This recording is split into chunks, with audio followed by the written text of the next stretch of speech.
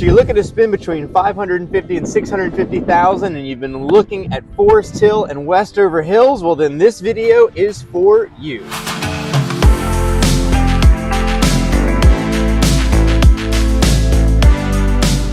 What's up, guys? If you haven't already, we invite you to like and subscribe to our channel. Let us know what areas you'd like to see us cover next. We appreciate all of your feedback. If you're looking to move to Richmond and need help with a purchase or a sale, please reach out to us. Give us a call at any of the information below. All of our contact information is there.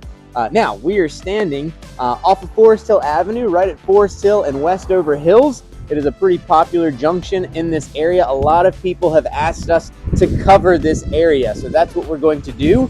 This is a pretty new shopping center. You can see some multi-family apartment housing right above us here. Underneath, we have Blanchard's Coffee. We have Stella's Market. On the other side of us, we have the Vale Brewery and Etamama. If you like tacos, we did a whole taco review of Etamama right here. What we're going to be checking out today is Westover Hills and Forest Hill. So they're two separate neighborhoods, but they are pretty much conjoined. They're split by Westover Hills Boulevard. That road, if you take it north, essentially goes right across the river and into the Fan and Museum District, which is another video that we have up that we've done on neighborhoods where to live. So Galen, what are we going to show them today? What is exciting about this area is we get a lot of feedback where people say they don't want to be in downtown Richmond, but they also don't want to be in the county. So we're thinking Chesterfield, Midlothian. When we've done videos for those, you can check out those. So this is, you're still in Richmond City, but you're not downtown. And this provides a happy medium, gives you awesome access to the river. We're going to look at three houses between the price of $550,000 and $650,000. So if that is your budget, this one's for you. We're going to take a look at some of the differences, some of the expectations. A lot of these houses were built between the 1930s and 1940s, so they're going to be completely renovated. So let's take a look.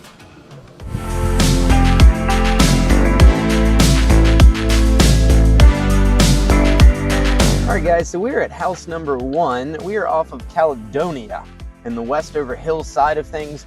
We had just come from the shopping center. One of the reasons why this neighborhood is so popular, obviously, is just how adjacent it is to things that are popular as far as restaurants. That whole Forest Hill corridor has kind of grown up a lot over the last 5 to 10 years. You have a lot of restaurants, places like Little Nickel, Galley. As you head on Forest Hill and you start heading back towards Bon Air, you'll see that there's a Target, a Lowe's, a Walmart shopping center. So shopping is very close. And then again, it's adjacent to the city.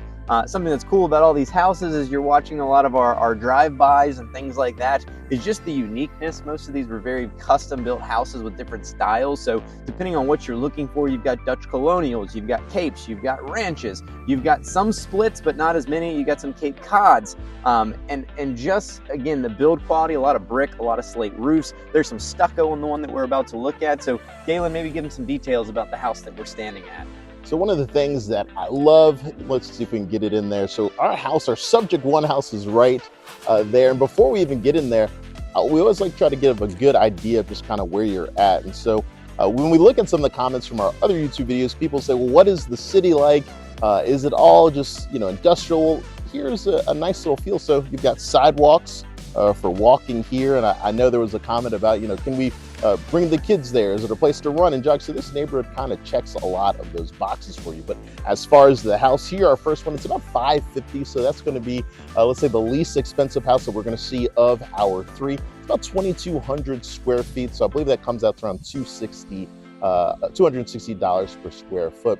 When we're going to look at some of the pictures, one of the things you'll notice with a lot of the houses is the craftsmanship in regards to the renovation. So as Jared mentioned before, this house was, I think, built in 1938. So you would expect several livable upgrades. And so you'll see hardwood floors, nice kitchens, the bathrooms, great use of the space. And this house is kind of big. One thing that to note when you look at some of the pictures there, this one has a garage. Yeah. This one does have a garage. Yeah. Is this the right one? But what I meant to say, this one also has a basement, which is super unique for the area or even for the price point. That's something that a lot of people want to know.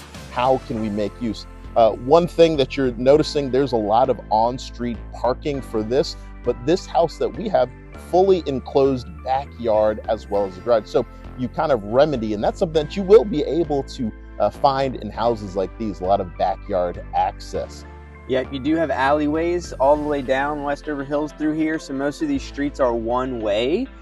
So you see they're kind of narrow, but it is street parking on both sides. Again, this is a unique house because you do get the basement, you do get the garage. It's actually listed at right at $579, so $580 is actually the price on this one. And we're gonna essentially go from cheapest to most expensive. So we're gonna get a little bit bigger, we're gonna get a little bit pricier, all the way up until we hit about that 650 cap for the area. But we will head to the second house now.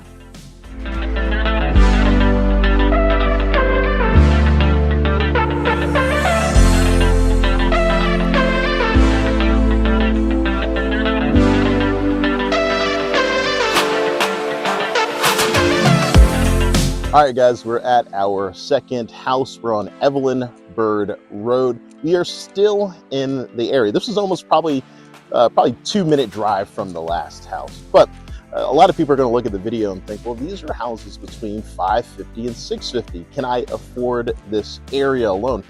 Just keep in mind that the average price point for this area, we're in the zip code of 23225, was around $460,000. But a lot of that's going to come into play where you think about some of the smaller homes that are actually on Forest Hill. They're going to pull your price down a little bit.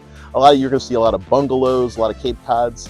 When you think about those sizes, they're around 1,100 to 1,400 square foot. And so that's going to pull everything down. But when you think about just this area where we are, we thought that this price would kind of give you a clear understanding of just what you're looking at as far as houses that are a little bit above that 2,000 square feet range. Now, we can still get you in to those 300 and 350,000, those 460,000 homes. Just let us know. We're happy to help. And also, if you want to be a little bit higher above that, if you want to get closer to like the river, well, then you're going to see homes that are at 800,000, 900,000, even $1 million right on the river. And we'll kind of show you a little bit of video of that, just that area alone, to give you a full effect of where we are. But Jared, tell us a little bit about this house in particular, and we're going to catch it in the background. Yes, right about here. Yeah, we'll pivot. So this is it. We're listed at $599 on this house. Again, this is Evelyn Bird Road, so you're only about a block or two off from the river. This home is actually 2,700 square feet. So the last one we were at, 2,228.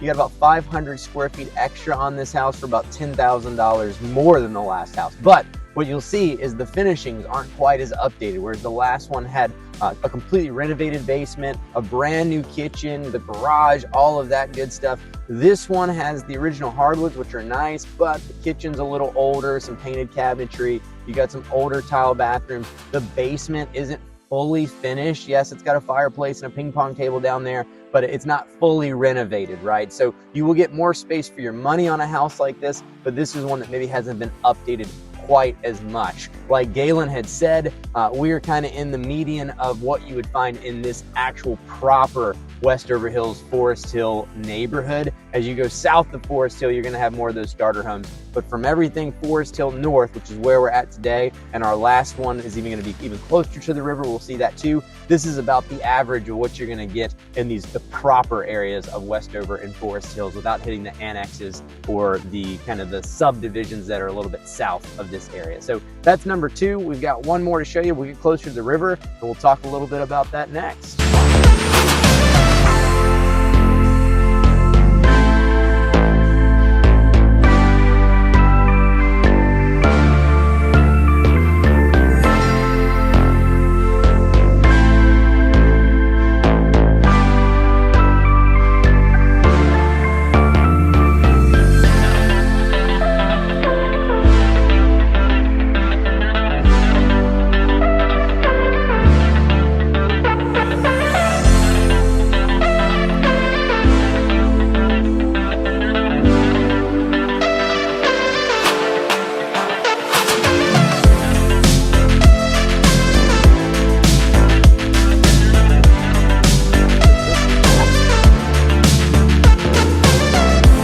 All right, guys, so we are standing here at our final house, and we are on Riverside Drive. This is kind of the cream of the crop of this area. As you saw our last two streets, the roads were very straight, right? Nice little neighborhood roads. When you get to Riverside, this is the road that actually lines the James River. So this is some of the sweetest real estate you will see in the city area.